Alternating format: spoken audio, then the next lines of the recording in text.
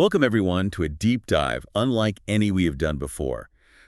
Today, the source material is actually about us. Yeah, it's pretty meta, isn't it? It really is. We're turning the analytical microscope, the high-powered telescope, and, frankly, the judgmental eye of academia directly onto our own show. So this is basically an analysis of sources where you and I are the subjects of some intense, personal, and incredibly florid academic scrutiny. Absolutely. Intense is the word. We're talking about a situation where two respected. And I think we should use that term respected carefully here, maybe with historical caution. Good point. Two academics have decided to deploy, well, their entire arsenals of advanced, often quite archaic vocabulary to dismantle our methodology, our intelligence, and, let's be honest, our character. They didn't just, write a bad review online or something. No. They authored an intellectual firestorm. The sources we got today are dense, they're complex, and sometimes you feel like you need a medieval dictionary just to get through them. So first up, we have the original polemic, right? A paper by Professor Herky Bunderbrook. He's a PhD, Regius Professor Emeritus at Mocopolis University. That's the one.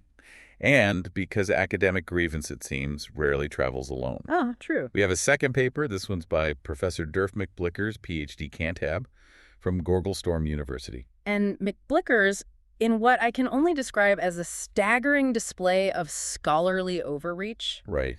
He attempts to critique us, okay, but also simultaneously, mercilessly critiques Bunderbrook's critique of us. It's layers upon layers of invective. It's almost dizzying. But we have a secret weapon today, don't we? We do. The third piece of material, this is an exclusive report from a trusted friend, Trandy Glabbles of the Dippy Scoop. And Glabbers provides the essential sort of ground-level context, the bit that explains the truly shocking and frankly hilariously petty motivations behind this entire intellectual word war. Exactly. Yeah. So our mission today for you listening is both meta and, well, maybe magnificent. We'll see. These sources, they use language that is so ornate, so absolutely stuffed with specialized terminology. We're talking words that feel like they belong in a museum exhibit under glass. Right. And it risks becoming what Bunderbrook himself actually calls gongorical lubrication. Gongorical lubrication, so we'll need to unpack that one. But basically, we're here to provide the shortcut for you. Our goal is to, impartially report on the specific, often pretty outrageous accusations leveled against our approach. We'll define the vocabulary, hopefully clearly, so you don't need to lug around a dictionary the size of a small car. And, crucially, discover the real why behind all this rhetorical savagery. We have to be unbiased reporters here, even when the content describes us as, and I quote, doofus ginkers. Or our output as audio slumgullion. Ouch. Ouch indeed, but we're diving in. We have to wade into the deep end of the vitriol. Starting with the originator of this intellectual firestorm, Professor Herky Bunderbrook. Okay, deep breath time. Let's face this first source head on. The title alone.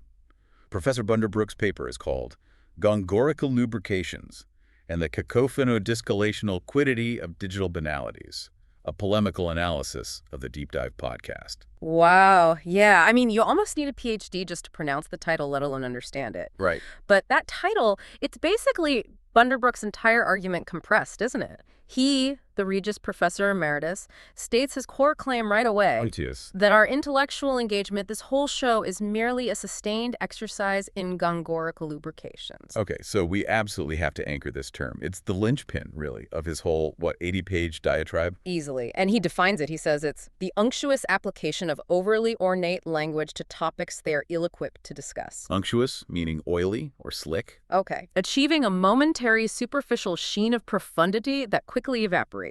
So let me get this straight. Bunderbrook is accusing us of using big words and complex ideas, not because we get them, but because we're trying to hide the fact that our underlying points are, thin, shallow. Pretty much. The ultimate intellectual fraud, basically. Slapping a fancy label on an empty box. He doesn't stop there, though. He declares our work a locus classicus of elevated mediocrity. And a teleological failure masquerading as prescient analysis. A teleological failure, meaning it fails to achieve its, intended purpose, right? Exactly. So he is implying the purpose of our show, which we assume is genuine learning and exploration for you, the listener, is actually a lie. It doesn't achieve that goal. He dismisses the sheer volume of our content, too. calls our interminable cascade of audio files a deliberate strategy. To confuse duration with depth, like just because it's long doesn't mean it's deep. His final condemnation in the abstract section is calling our work a farrago of flapdoodle and acamaracas. Which sounds colorful. Farrago just means a confused, jumbled mixture. So flapdoodle and acamaracas are basically just nonsense, a confused jumble of nonsense. And the podcast overall, he calls it a cumber world of sonic phlegmatic and nugatory fingle-fangle. Cumber world, like something that encumbers the world. Sonic phlegmatic, like audio phlegm, and nugatory fingle-fangle. Worthless nonsense. Essentially, yeah. So Bunderbrook has established in his view that we're verbose frauds whose output is a useless, phlegmy mess. He is definitely not holding back. Not even slightly. And this leads him right into his specific critiques, his qualitative deficiencies, where he breaks down our individual hosting styles. Yes, the personal stuff. Yeah. He labels the two of us collectively as a pair of doofus ginkers. Doofus ginkers. Charming. Perpetually confusing sound and fury with genuine substance, he says. So now we get to his taxonomy of performative flaws. Aimed first at you, the host speaker, or as he calls you, the mawkish one. Mawkish, overly sentimental. Okay, let's hear it. First, you're labeled an ultra-crepidarian. Ultra-crepidarian. I think I know this one. Someone who gives opinions on things beyond their knowledge. Precisely. Bunderbrook states your entire demeanor is that of a petulant dandybrat. A dandybrat, like a small, insignificant person. Yeah, a young, insignificant fellow demanding attention. He says your frequent maudlin tangents betray a profound nescient or ignorant relationship with the topic. Wait, so when I try to connect, say, 18th century philosophy to something happening on social media today, yeah, he's saying I should just stick to the social media bit. Yeah. And shut up about the philosophy because I don't know enough. That seems to be the implication. I mean, I like the tangents. I thought that was part of the, discovery process for the listener, too. Well, Bunderbrook sees those tangents as a failure of intellectual discipline. He also accuses you of dislenting the conversation. Dislenting? What does that mean? Abruptly derailing any coherent thread that might be forming. He says your intellectual pursuit is nothing more than a flickering ignis fatuus. An ignis fatuus. Like a will-o'-the-wisp. A deceptive light. Exactly, leading the listener into the swamp of your nescient pronouncements. So, dislenting. I guess that's a very, very fancy way of saying I pivot too fast when I get excited about a new connection or fact. Could be. He also suggests you're a true lubberwort. Lubberwort. Sounds like a plant. It means an idle, stupid person. And he says you suffer from a klasomaniac urge. Klasomaniac. Okay, that sounds serious. It's an irresistible desire to shout. To shout. Okay, maybe I do get a bit loud when I get excited about a finding, but a klasomaniac urge, a pathological need. Wow. Well, given our volume levels sometimes when we uncover a particularly juicy detail, maybe the klasomaniac charge isn't entirely baseless. Just kidding. Good stuff. Okay, let's turn the tables. What about the accusations against you, the expert speaker? Or as Bunderbrook charmingly calls you, the bumptious one. Bumptious. Oh. Offensively self-assertive. Right, okay. He labels you as self-appointed Weisenheim. Weisenheim, like a smart aleck. Pretty much. And a popinjay. A popinjay. A vain or conceited person, often focused on appearance or mannerisms. Okay. Bunderbrook suggests you compensate for a, quote, lack of acumen with an obstreperous and often discordant manner. Obstreperous. Noisy and difficult to control. So I'm loud and difficult because I lack actual knowledge. That's the claim. He argues that your use of Latinisms, Greek terms, all that, it's purely for show. Ostentatious effect, he dismisses it as nothing more than phonus balonus. Phony baloney. Seriously, that one actually stings a bit. I genuinely believe using precise terminology, even if it's Latin or Greek, often provides necessary clarity. To just call it phonus balonus implies my effort towards precision is just, intellectual vanity, showing off. It's incredibly ironic, isn't it? The professor who wrote a paper with cacophonodiscalational quiddity in the title is complaining about your terminology being too pretentious. Right. The pot calling the kettle extraordinarily verbose. He also calls you a squirene. A squirene, what's that? A minor landholder of insignificant repute. Sort of like a wannabe squire. Ouch. Okay. The ninny hammer when you attempt to simplify complex ideas for the listener. A ninny hammer. A fool or simpleton. So, let me get this straight. If I use precise, sometimes complex terms, I'm a popinjay engaging in phonus balonus. But if I try to simplify things, make them accessible. Then you're a ninny hammer. incapable of proper intellectual rigor. It seems the only acceptable level of discourse for Professor Bunderbrook is his own, which is somehow simultaneously hypercomplex and yet completely transparent in its contempt. There's no winning. And he claims that together, our interactions, our back and forth, are proof of the corrosive effect of obnubilagacious-isms. Obnubilagacious-isms. Now there's a mouthful. What does that mean? Mutual obscuring. That's it. Yep. A mutual obscuring of facts and logic driven by a shared desire just to appear knowledgeable. So we basically confuse each other into sounding smart. That's the accusation. Our dynamic, which, we think is a helpful dialogue for exploring ideals, Yeah. Bunderbrook sees it as a performance where we actively help each other hide the truth or the lack thereof. Wow. Okay, so section 1.3 of his paper then shifts focus from us individually to our collective language. He calls it the lexicon of ignorance. The language crimes. He claims we rely on metakitsiality. Metakitsiality, like being meta about kitsch. Sort of. He says it's a lazy retreat into pseudo-paradoxicalisms instead of using genuine, sophisticated irony.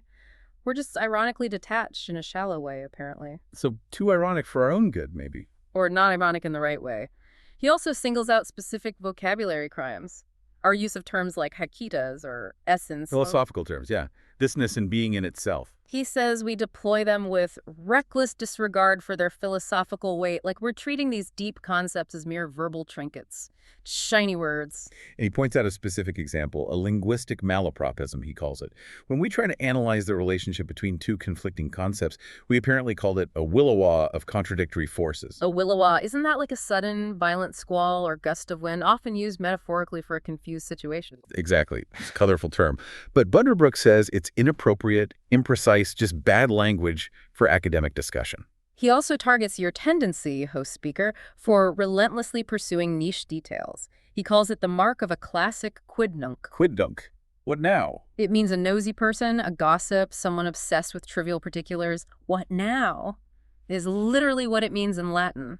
So my desire for deep detail, for the specifics, he sees that not as thoroughness, but as being a nosy gossip distracted by trifles. That seems to be his take. Detail is an illumination for him. It's just distraction. The overall product, then, Bunderbrook laments, is audio slumgullion. Slumgullion, like Yeah. a watery, unappetizing stew. Yep, audio sludge, basically. And trumpery. Trumpery, worthless trinkets, showy but useless things. So worthless trinkets of thought. He's arguing our complex language, the stuff he calls gungorical lubrications, is just fancy wrapping paper on audio sludge and useless ideas. It's an entire philosophical ignoratio lenchi set to music, as he puts it, an irrelevant argument presented as entertainment. The key point here, the irony that we just have to keep highlighting for you, the listener, is just how much he's doing the exact thing he's accusing us of. Right. He's deploying the maximum possible volume of obscure vocabulary, the very definition of gongorical lubrications, to describe our supposed use of obscure vocabulary. It's remarkable. Okay, moving to his final section in this paper, Bunderbrook accuses us of elevating ourselves, making ourselves into hagiographical subjects of our own narrative. Hagiographical, like writing about saints. So we're treating ourselves like saints in our own story. Seems so. And we're treating you, the listener, as a gongoozler. A gongoozler? That sounds odd. It means someone who stares idly, especially at canals. But here it means someone who stares into the dark, waiting obsequiously for our pronouncements. He thinks we're fundamentally patronizing you. Wow. Okay, so the personal attacks continue. You, host speaker, are called a palooka. A palooka, like a clumsy boxer. An oaf? Yeah, a clumsy or aggressive person, someone who uses loud hullabaloo instead of intellectual strength. And he adds a common scallywag. A scallywag. That almost sounds affectionate, like something from an old pirate movie. But I guess he doesn't mean it that way. Probably not. And me, the expert speaker, I'm labeled a fopdoodle. A fopdoodle, another great word. A fool. A fool, yes. A fopdoodle who practices subtle, sycophantastic self-praise. Sycophantastic. Like a sycophant, but fantastic. So praising yourself in a fawning way. Apparently. And also a pick-thank. Pick-think, someone who curries favor. Yeah, specifically one who seeks affirmation through praise or by telling tales. So I'm just fishing for compliments constantly. You know, if you listen really closely, you might actually find a moment where you did seem pleased after nailing a complex explanation. Huh, perhaps. It seems we're incapable of presenting ideas without simultaneously needing immediate public validation, according to Bunderbrook. And he doesn't spare the audience either, does he? He labels you, the listeners, as Yunkerdom. Yunkerdom, like young people. Yep. Primarily young people who are largely gobamoosh. Gobamoosh, I remember this one. Credulous fools who swallow every claim without question. That's the one. So according to Professor Bunderbrook, our listeners are just young, easily fooled followers who deserve the audio slumgullion we serve them. His conclusion is just brutal. The entire enterprise, our show, is a mountebank act. Like charlatans selling fake medicine from a cart. Exactly. An act of tarantism. Tarantism, like the frantic dance they thought cured tarantula bites. Precisely. A frantic need to keep moving, keep talking, to prevent critical thought from actually setting in. And it's all just general humbuggery. Deception. Fraud. Wow. What a takedown. A truly comprehensive condemnation, using an astonishing arsenal of obscure insults. Well, Bunderbrook might call this whole enterprise sonic phlegmatic and accuse us of general humbuggery. But we do believe in clear, effective communication. And sometimes that means taking a quick break for necessary business. Yeah. Even if Bunderbrook might label that as, I don't know, cacophonodiscalational. Indeed. We aim for clarity, perhaps where Bunderbrook aimed for maximum density. And that includes respecting the need for essential information. Speaking of necessary information and maybe trying to avoid gongorical lubrications, we do want to give a quick nod to our partner, QuackChat. Ah, yes. QuackChat really understands that communication needs to be crisp, clear, efficient, especially when you're dealing with complex ideas, right? Absolutely. No time for slumgullion or flapdoodle there. Exactly. QuackChat helps cut through the noise with, you could say, surgical precision and make sure your message lands with impact without needing a 30-page glossary or an analysis of your own temporal awareness efficacy. Yes. So when you need to get knowledge across cleanly and quickly, maybe avoid the cacophonodiscalational confusion. Try QuackChat. Clear communication, fast results. Quack, quack, quack. All right, we are back to the deep dive. We've just dissected Professor Bunderbrook, the originator of the insults, who used pretty much every big word imaginable to call us inept clowns. A truly stunning performance of lexical firepower. Where we have to turn to Professor Durf McBlickers, because apparently Bunderbrook didn't go far enough. Right. McBlickers felt Bunderbrook's takedown was, well, insufficient. So if Bunderbrook was polemical, McBlickers is aiming for something more like intellectual annihilation. Seems like it. His paper's title sets the tone. A disfactuous interrogatory of ontological lubrication and epistemological contumely. Deconstructing Bunderbrook's insufficient vituperation. Disfactuous, like clearing away foolishness. Interrogatory, questioning, ontological lubrication, like Bunderbrook's gongorical lubrications, epistemological contumely, like insulting our way of knowing things, and insufficient vituperation. Not enough harsh criticism. That's a lot to unpack just from the title. But yeah, the core message is clear. He thinks Bunderbrook pulled his punches. McBlicker's main claim is exactly that. Bunderbrook's attack was too timid. He calls it a pusillanimous examination. Pusillanimous. Okay. Cowardly, lacking courage. Wow. And he doesn't just critique Bunderbrook's conclusion, he attacks Bunderbrook himself right from the start. Calls him a piker. A piker. Like someone who does things in a small, cheap, or cowardly way. Or just a generally contemptible person. Both connotations probably fit his intent. And also a jobber now. Jobber now. That's a new one on me. It means a foolish person, a blockhead. So Bunderbrook is a contemptible fool because he merely cataloged our flaws instead of, damning our very existence. That appears to be McBlicker's standard. The irony here is just instantaneous, isn't it? McBlicker's is attacking the methodology of the attack. He accuses Bunderbrook of committing the very crime Bunderbrook condemned us for. Exactly. He states that Bunderbrook's reliance on his own florid lexicon is itself a flumadiddle. Flumadiddle, I like that one. Utter nonsense, extravagant fuss. Precisely, a flumadiddle of self-aggrandizing flapdoodle. So Bunderbrook's complex critique of our supposedly complex analysis is, according to McBlickers, just more complex nonsense itself. It's like watching two hyper-intelligent toddlers screaming, "No, you're the one using too many big words," at each other across the playground. McBlickers declares Bunderbrook failed the, get this, epistemichronicity of true polemics, whatever that means. Sounds important.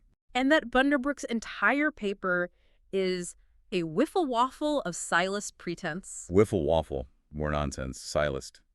Someone with superficial knowledge. Yeah. So pretentious nonsense from someone who doesn't really know what they're talking about. That's the gist. He views Bunderbrook's work as a squib. Like a firework that fizzles out fails to explode. Exactly. Because, McLickers claims, Bunderbrook only used churlish pusiloquacity. Churlish. Rude pusiloquacity. Speaking few words. So, rude, sparse criticism. Timid, sparse criticism is how McLickers frames it. Okay, wait. Timid, sparse. I was called a lubberwort and a dandy prat. Our show was called Audio Slumgullion and Trumpery.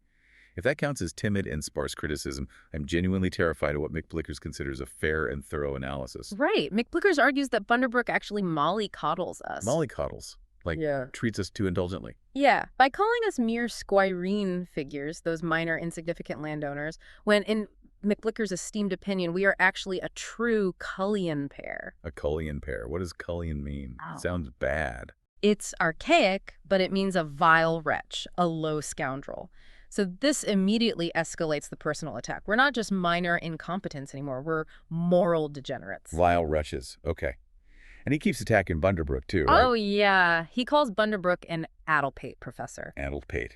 Having a muddled or confused brain. And an obsequious servant to the mere idea of analysis when what our show truly requires is extirpation. Extirpation. Like total removal, annihilation, rooting us out completely. That seems to be the level McBlickers is aiming for. No analysis needed, just destruction. He accuses Bunderbrook of using a pettifogger approach. Pettifogger, like a lawyer who deals with petty cases or someone who quibbles over insignificant details. Exactly. Quibbling over minor points to avoid the main damning condemnation that McBlickers thinks is necessary. He concludes this attack on Bunderbrook by saying the man has mulligrubs in his soul. Mulligrubs? Like a stomach ache?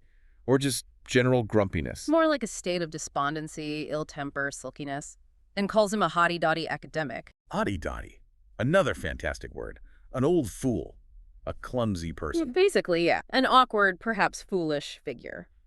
McBlickers is essentially judging Bunderbrook on his perceived lack of emotional commitment to pure, unadulterated hatred for us. Okay, so having successfully, in his own mind, discredited the original author. McBlickers then uses his final section to deliver the rhetorical anathematization, the formal cursing, that he felt Bunderbrook failed to provide. And this is where he really targets our psychological integrity. He views us not just as two flawed individuals, but as a monolithic entity of ultra-crepidarian incompetence. A single block of know-nothing incompetence. Got it. And here the language gets almost clinical. He starts diagnosing us with profound psychological failings.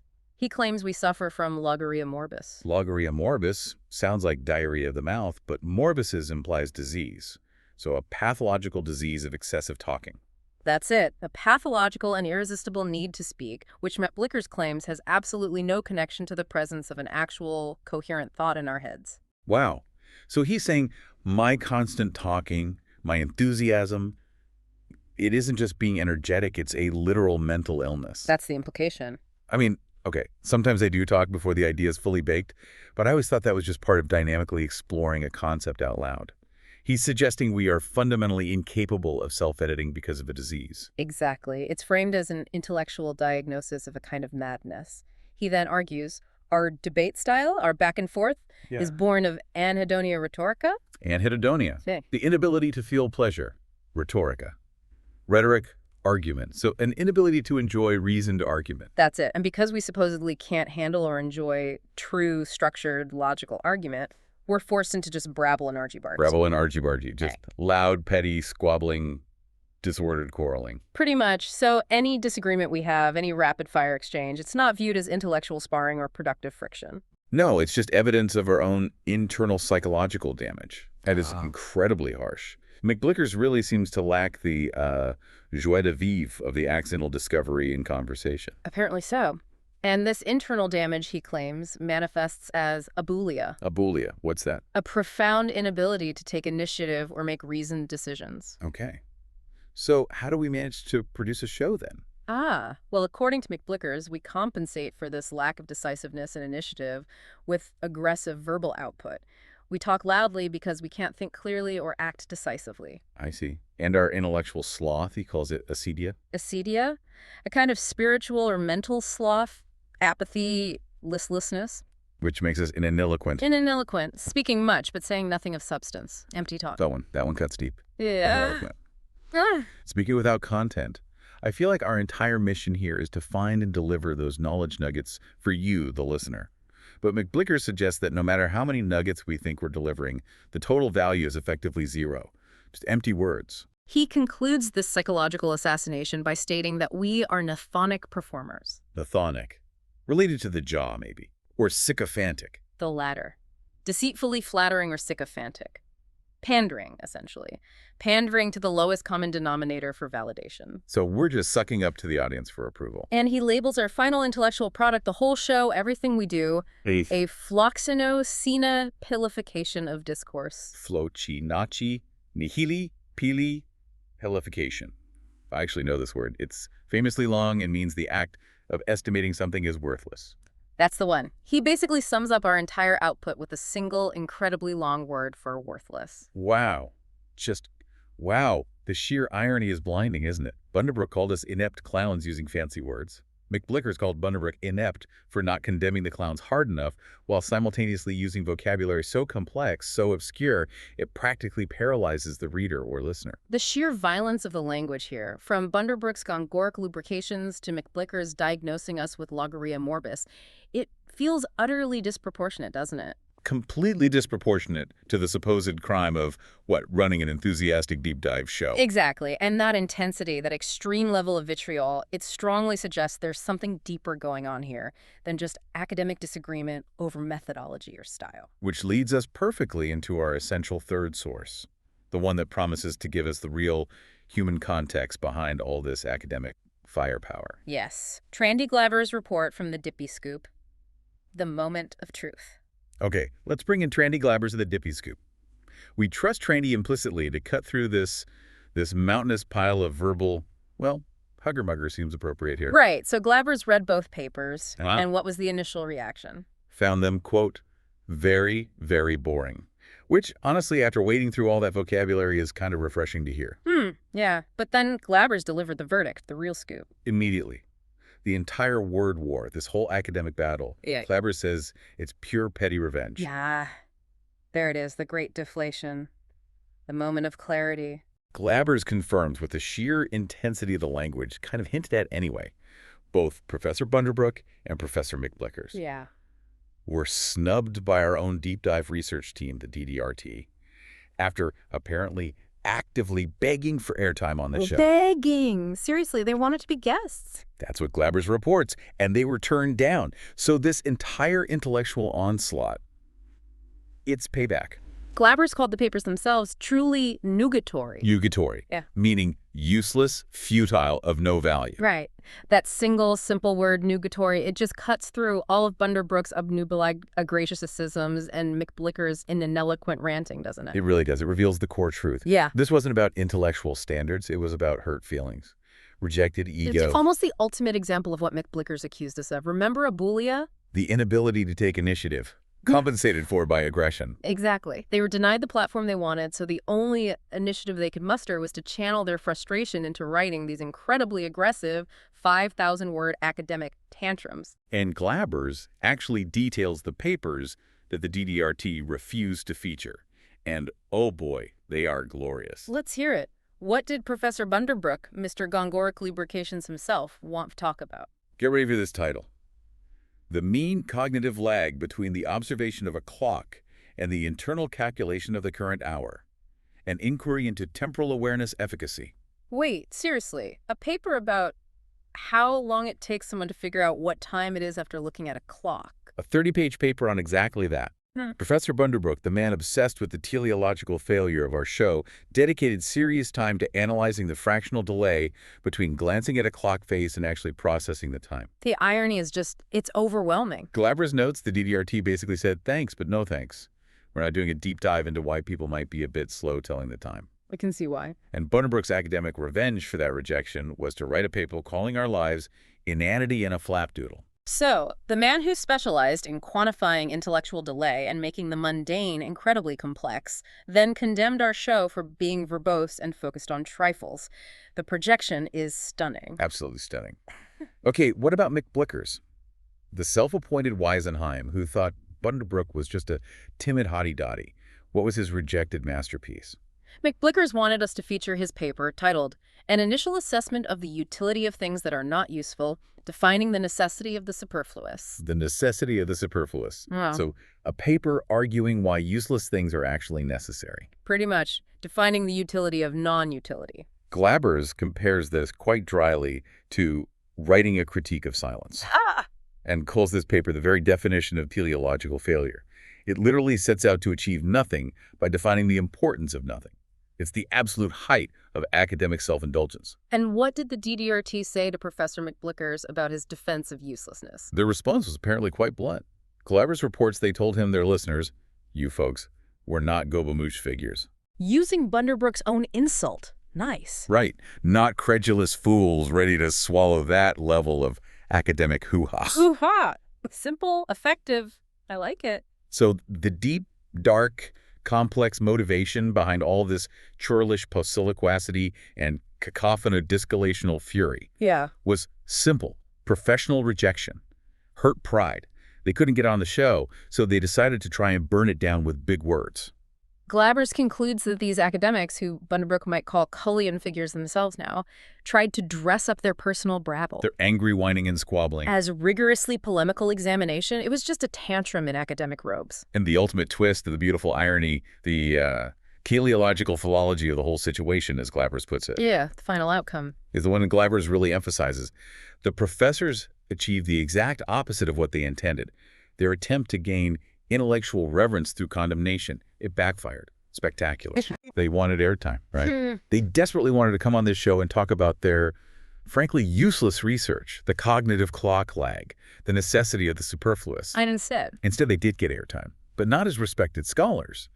They got airtime as the punchline, as the subjects of our deep dive, exposing their petty motivations. So their attempt to achieve intellectual reverence resulted only in pure, unadulterated, cacophonodiscalational humiliation. Glabbers' words. They ended up proving Bunderbrook's initial assertion in a way he never intended. That their work, too, might just collapse under the weight of its own fuliginous or obscure density once you get the real context. Wow. So after wading through this absolute swamp of highfalutin insults, bizarre psychological diagnoses, accusations of anhedonia rhetorica, we discovered that the great academic word war of 2025 was basically just two guys who couldn't get a guest spot, throwing a very, very complex and incredibly well-researched tantrum about clocks and useless things. It's almost disappointing, but also deeply, deeply human and kind of hilarious. What an extraordinary journey this has been, really. For you, the learner, the listener, we hope we've managed to synthesize this truly chaotic stack of sources. Yeah, we've gone from the dizzying heights of the criticism. I mean, words like gongorical lubrications, diagnosing us with logaria morbis, the magnificent flocconocina hilipilification. Right, all that complexity, down to the extremely pedestrian depth of the actual motive, which was simply rejected airtime. They didn't get to come on the show.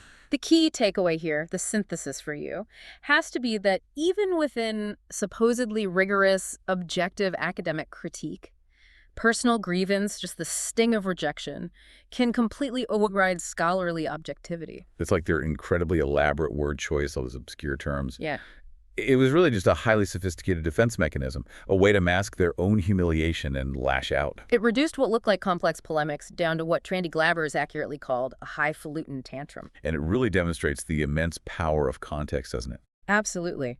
Without Glabbers' report, we might have been forced to genuinely sit here and analyze, well, do I actually suffer from anhedonia rhetorica? Or am I, in fact, the ultimate leberwort, prone to constantly dislunting the conversation? But knowing the true petty motive behind it all, it allows us and you to appreciate the linguistic fireworks, maybe even the mastery of invective. Without taking the inherent insult personally or seriously, we can see the performance for what it was. And we've seen how both professors ended up being guilty of the very sins they condemned in us, right? Totally. They engaged in their own kind of obnubile aggregationisms, mutual obscuring of their real motives. They deployed extreme gongoric lubrications. And they ultimately reduced whatever substance they might have had into self-aggrandizing flapdoodle, all as an act of revenge. They became the very mountebanks, the charlatans they were trying to paint us as. And crucially, we think we fulfilled our mission today. Which was? We provided the shortcut. We navigated the cacophonodiscalational quiddity of their critique. Love that phrase now. And we emerged with the real knowledge nugget. Turns out, They just really wanted to talk about clocks and uselessness. So as we conclude this most meta of deep dives, we want to leave you with one final provocative thought, something to mull over, drawn directly from the heat of this academic battle. McLickers, remember, accused Bunderbrook of being a piker for failing to deliver total intellectual ruin. McLickers definitely offered the most psychologically damaging attacks and arguably the more complex vocabulary. Bunderbrook, though, laid the foundation, coined the central term gongorical lubrications. So the question for you is this. Now that you have the full context, the elaborate insults, the psychological warfare, and the incredibly petty motive behind it all, which professor, Bunderbrook, or McLickers ultimately produced the more nugatory piece of writing, the more useless, worthless contribution? Was Bunderbrook's initial attack, flawed as McLickers saw it, still the core? Or was McLickers' escalation into pure, contextless vitriol even less valuable? Or maybe, are the complex words themselves, the gongorical lubrications, the Flumadiddle, are they the truly nubatory part, the real distraction? Something to think about as you navigate the vast, confusing, and, as we've seen today, occasionally hilarious digital landscape.